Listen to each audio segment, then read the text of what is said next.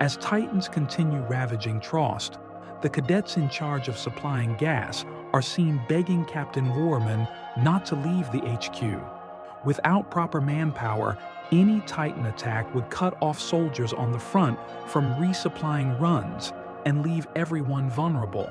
While Veerman says that he must leave to oversee the organization of reinforcements, the cadets imply that he simply wishes to go to the safety beyond the inner gate. He grows angry at their implications and silences them under threat of treason. Meanwhile, Mikasa arrives just to find out that a large group of cadets have not retreated yet. She notices they are focused on the supply HQ and realizes that it is under attack and suppliers cannot leave the HQ. Inside the HQ, the soldiers are hiding in hopes not to be found out by Titans. One of them works on reloading his gun. As he is done, another soldier asks him about the point of his action. Without any reply, the soldier inserts the gun into his mouth and shoots, much to the horror of other soldiers. Outside, Connie talks to a demoralized Jean as everyone has run low on gas, and with the Titan attack on the HQ, they cannot resupply. Connie says they should all go to the HQ because they are out of options, and to do nothing would attract Titans to their current position. However, Jean notes that the low number of cadets and lack of a capable leader among them would stop the formation of such a plan. Sasha offers to take point, but no one listens to her as they are all traumatized or demoralized. The only people who have not totally given in to despair are Annie, Reiner, Bertolt, and Marco. Annie asks Reiner what to do, but Reiner says the time is not right and that they must group up first. Marco begins to lose hope, wondering if his death would mean anything. At that moment, Mikasa comes by looking for Eren. Annie directs her to Armin, who, upon hearing Mikasa, begins stressing about the fate that had befallen Eren. He lists the names of all who died in Squad 34 while crying.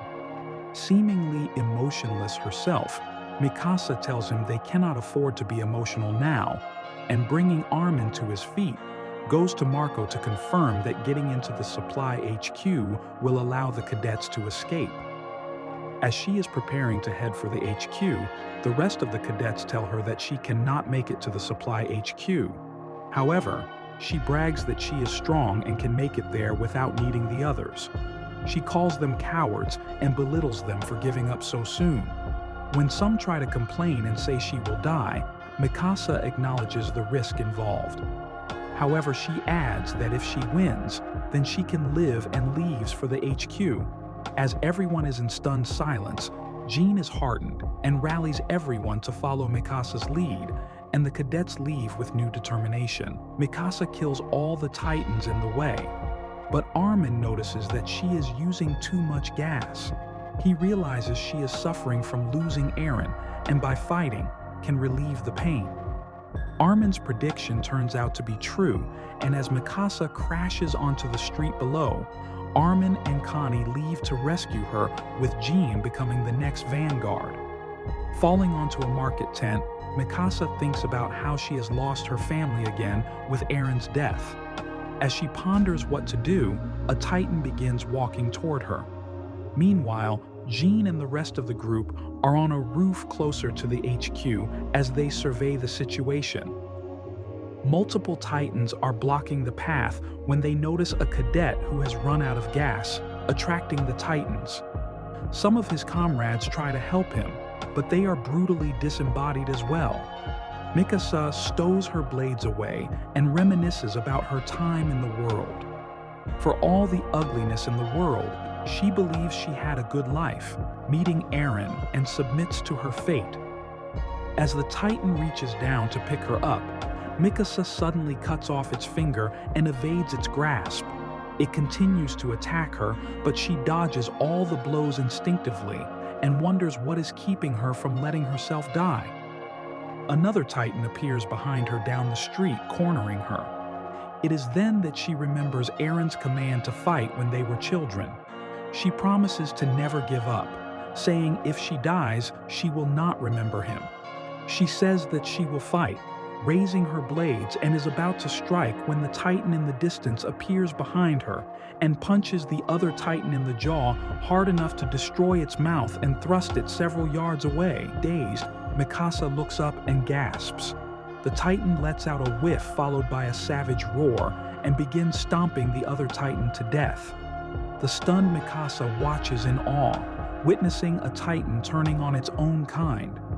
Armin, soaring through the air on his gear, spots Mikasa and grabs her, thrusting them both onto a rooftop. Connie lands on the same roof, asking if the two are okay, but Mikasa is still out of it and cannot answer. Connie spots the mysterious Titan, but Mikasa points out that it is not like other Titans. The Titan approaches another Titan and they both exchange loud roars. To the group's shock, the mysterious Titan raises its fists and prepares for combat. The other Titan bellows and charges, but the mysterious Titan throws a punch to the side at the Titan's neck, beheading it and sending the disembodied head careening into a bell tower. The force of the punch is shown to have peeled some of the flesh of the Titan's fingers that it easily heals before continuing on its rampage. Armin points out its lack of interest in them, and Mikasa makes note of its combat abilities. Focusing back onto the problem at hand, Armin trades his nearly full gas canister with Mikasa's and gives her his complement of blades. She realizes that in her own remorse at learning of Eren's death, she endangered the lives of the other cadets by having them follow her. Moreover, she gave up on life when they were counting on her.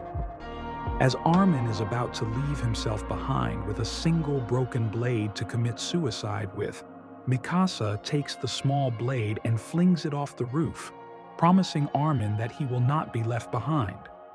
Mikasa then recalls the moment of the mysterious Titan's appearance and states that even though she was initially confused, the sight of the Titan felt like the manifestation of mankind's anger.